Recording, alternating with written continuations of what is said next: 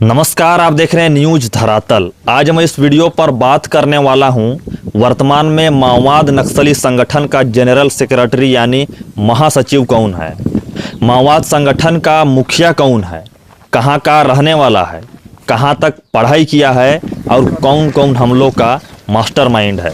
ऐसे तमाम चीज़ों का जानकारी आज इस वीडियो में देने वाला हूं। इससे पहले आप लोगों को बताना चाहूँगा कि झारखंड के कोल्हान के जंगलों में लगभग 11 महीनों से सुरक्षा बल द्वारा माओवादियों के विरुद्ध सर्च ऑपरेशन चलाया जा रहा है। दोनों ओर से लगातार संघर्ष जारी है। इसी बीच 13 अक्टूबर को नक्सलियों और सुरक्षा बलों के बीच कोल्हान के गोइलकेरा थाना क्षेत्र के जंगलों में घंटों मुठभेड़ चला। दोनों ओर से गोलीबारी की गई। सुरक्षा बलों को भारी पड़ता देख माओवादी पीछे हटने के लिए मजबूर हो गए। बताया जाता है इस मुठभेड़ में 1 करोड़ इनामी नक्सली मिसिर बेसरा का दस्ता शामिल था। मुठभेड़ के दौरान सुरक्षा बल नक्सलियों की ओर से चल रहे गोलीबारी वाले स्थान पर पहुंचे तो उन्होंने एक नाबालिग नक्सली को घायल अवस्था में पाया, जिसे घायल अवस्था में ही नक्सली छोड़कर भाग गए थे। सुरक्षा बल के जवान मानवता का परिचय देते हुए उन्होंने घायल नाबालिग को प्राथमिक उपचार के बाद एयरलिफ्ट कर रांची रेफर कर दिया। क्षेत्र में स्थिति देखकर प्रतीत होता है कि नक्सली और सुरक्षा बलों के बीच निर्णायक लड़ाई होने वाला है। आगे जो भी अपडेट होगा हम इसी चैनल पर देते रहेंगे। खैर, अब मुद्दे पर आते हैं। अभी मैं विशेष रूप से बताने वाला हूं कि माओवादी नक्सली संगठन का मुखिया कौन है। नाम है नंबाला केशव राव, जो लगभग 65 साल का है। मैं संक्षिप्त में इस माओवादी लीडर का जीवन परिचय देने वाला हूं। दिन था 10 नवंबर 2018।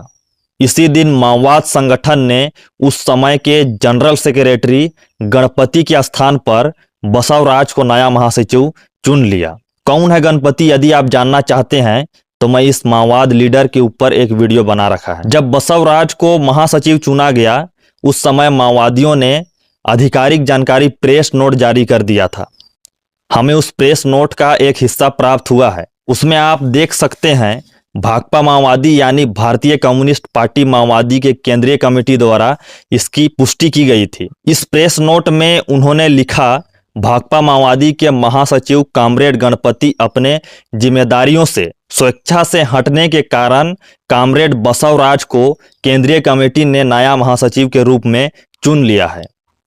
कॉमरेड गणपति पिछले कुछ सालों से अपनी बढ़ती अस्वस्थता और बढ़ते उम्र को ध्यान में रखने के साथ साथ केंद्रीय कमेटी को और मजबूत करने के लक्ष्य से दूरदृष्टि से खुद महासचिव से स्वेच्छा से हटकर अपने स्थान में दूसरे कॉमरेड को महासचिव पद में चुनने का प्रस्ताव लाए थे। इस प्रस्ताव को केंद्रीय कमेटी की 5वीं बैठक में बारीकी से चर्चा कर अनुमोदन किया गया। कॉमरेड बसवराज उर्फ नंबाला केशव राव को नए महासचिव के रूप में चुन लिया। खैर, अब इस माओवादी लीडर को शुरू से समझते हैं। आपको इनकी डिग्री जानकर हैरानी होगी कि इतना पढ़ा लिखा आदमी माओवादी कैसे बन गया, वह भी उस समय। दरअसल बसवराज वर्तमान तेलंगाना के श्रीकाकुलम जिले के जियानापेट गांव का रहने वाला है। आपको बता दें कि प्रारंभिक जीवन में वह एक कबड्डी खिलाड़ी था और यही नहीं, उसने क्षेत्रीय इंजीनियरिंग कॉलेज से बीटेक की पढ़ाई की है, जिसे अब राष्ट्रीय शैक्षणिक संस्थान वारंगल के नाम से जाना जाता है। बसवराज को इसके अलावा डी गौरे बसवराज, गगन्ना, प्रकाश, कृष्णा, दरापू नरसिम्हा रेड्डी आदि नाम से जाना जाता है। गगन्ना बीटेक का छात्र जरूर था पर राजनीतिक बहुत पसंद थी। ये पीपुल्स वार से भी जुड़ा हुआ था। उसके गांव में उसके नाम की कोई संपत्ति नहीं है। उसने 1970 के दशक के अंत तक गांव घर छोड़ दिया। गगन्ना गुरिल्ला युद्ध के साथ साथ नए प्रकार के तत्कालीन विस्फोटक आईईडी बनाने और उसको सटीक इस्तेमाल करने में माहिर है। वो 1970 के बाद नक्सली आंदोलन से जुड़ा था।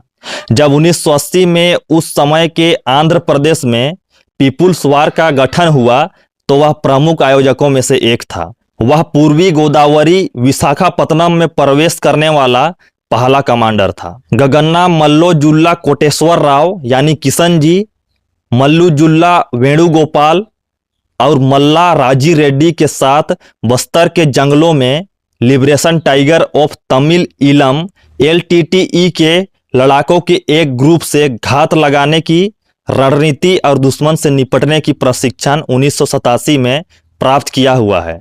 1992 में उसे तत्कालीन भारतीय कम्युनिस्ट पार्टी यानी पीपुल्स वॉर की केंद्रीय समिति का सदस्य चुना गया। जब सितंबर 2004 में भारतीय कम्युनिस्ट पार्टी यानी पीपुल्स वॉर और माओवादी communist centre of India short में MCCI के विलय के बाद जो पार्टी बना भाकपा माओवादी, उसमें गगन्ना को सेंट्रल मिलिट्री का चीफ बनाया गया और पोलित ब्यूरो मेंबर भी। गगन्ना को मुख्य रूप से सैन्य रणनीति, गोरिल्ला वार, विस्फोटकों के रूप में IED उपयोग में विशेष ज्ञान प्राप्त है। चूंकि सेंट्रल मिलिट्री का चीफ होने के कारण बसवराज उर्फ गगन्ना का छत्तीसगढ़, महाराष्ट्र, उड़ीसा में हुए लगभग बड़े माओवादी हमले के पीछे उसी का हाथ होने का संदेह है। पुलिस सूत्रों के अनुसार तत्कालीन आंध्र प्रदेश के अराकू में तेलुगु देशम पार्टी का नेता कादिरी सर्वेश्वर राव की हत्या का जिम्मेदार वही है। एक वरिष्ठ सुरक्षा अधिकारी के अनुसार बसवराज 2010 में छत्तीसगढ़ के दांतेवाड़ा में हुए माओवादी हमले में सबसे आगे था, जिसमें 76 CRPF के जवान शहीद हो गए थे।